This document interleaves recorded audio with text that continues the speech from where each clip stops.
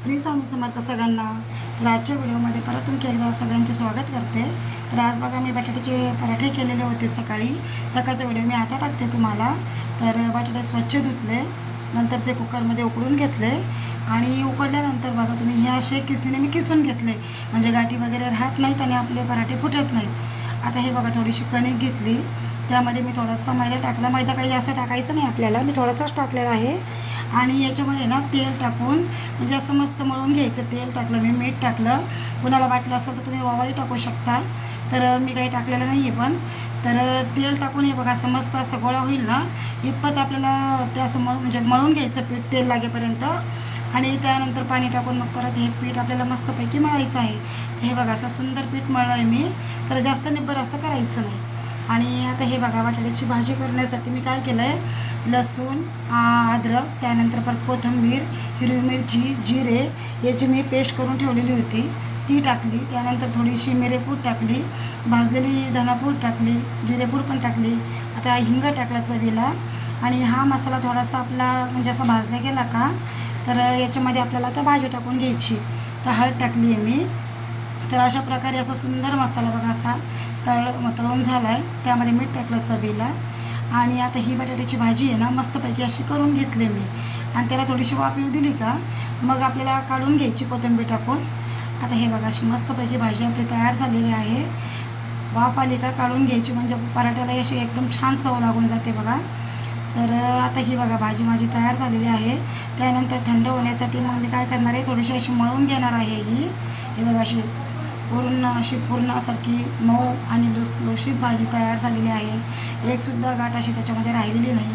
कारण आपण जेव्हा बटाटे किसून घेतो ना त्यामुळं खूप फायदा होतो आपल्याला, कारण पराठा आपल्या पोटात नाही मस्तपैकी फुगतात. तर हे बघा असं मस्त मळून घेतलं. आणि तो पराठ्यासाठी आहे ना पांढरा बटाटा घ्यायचा आपल्याला, तो असा घट्ट राहतो. जर आपण पिवळा घेतला ना तो गोड असतो, त्यामुळं पराठा आपला फुटू शकतो. आता कणिक बघा आपली कणिक पण अशी मस्तपैकी भिजलेली होती. त्यासाठी आता मी बघा तवा ठेवला आहे. तवा ठेवल्यानंतर आता पराठे करते बघा मी. तर आता हे बघा मस्तपैकी असे भरपूर अशी भाजी भरून पहिला पराठा मी करायला घेते बघा. हे बघा अशी सुंदर अशी भाजी भरली आहे त्यामध्ये. आणि थोडासा असा थापून घ्यायचा. थापला की भाजी पूर्ण अशी पराठ्याला लागून जाते आणि पूर्ण अशी पसरून जाते भाजी. हे बघा. आणि थोडंसं असं एक लाटणं नुसतं फिरवायचं आहे आपल्याला, जास्त काही पराठा मोठा लाटायचा नाही. आणि मेन म्हणजे असं काही आपल्याला जास्त असं जोर नाही द्यायचा, हलक्या हाताने आपल्याला तो लाटायचा आहे. हे बघा जो सुंदर पराठा आपला तयार झालेला आहे बघा. आता यासाठी मी काय करणार आहे, गावरान तूप घेणार आहे थोडंसं. हवं कोणी तर बटरही लावतं, कोणी तेलही सोडतं. तर मी थोडंसं तूप लावणार आहे. तूप लावून पण पराठा आपल्याला म्हणजे असं खायचं म्हटलं की छान लागतो. आता हे बघा असा पराठा आपला कुठं फुटलेला नाही आहे, काही नाही आहे, असं मस्त तयार झालेला आहे. त्यानंतर फुगला पण बघा किती छान. कारण आपण जेव्हा बटाटे असे किसून घेतो ना तर पराठा कधीच फुटत नाही. असे पण तुम्ही एकदा किसून बटाट्याचे पराठे नक्की करून बघा, खूप छान होतात.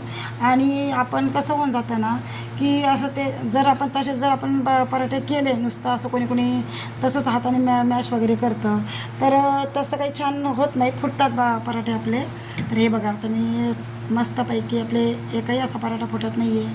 असे मऊ लुसलुशीत असे छानपैकी पराठे भाजत आहे आपले. बघा तुम्ही किती सुंदर पराठा फुगला आहे आपला. आणि अशा प्रकारे तुम्ही पराठे नक्की करून बघत जा. आणि असं काहीतरी नवं नेहमीच खावं असं वाटतं आपल्याला, कारण भाजीपोळी पण खाऊन कंटाळा येतो ना. त्यामुळे आज मी सकाळी नाश्त्याला पराठेच केले होते. दही पराठा केला होता, त्यासोबत सॉस पण होता. चला म्हटलं बरेच दिवस झाले पराठे करायला, त्यामुळं मग मी पराठेच केले आज. तर हे बघा असे सुंदर पराठे सगळे तयार झालेत आणि चीज वगैरे टाकून असे सुंदर पराठे तयार झाले. तुम्ही पण एकदा नक्की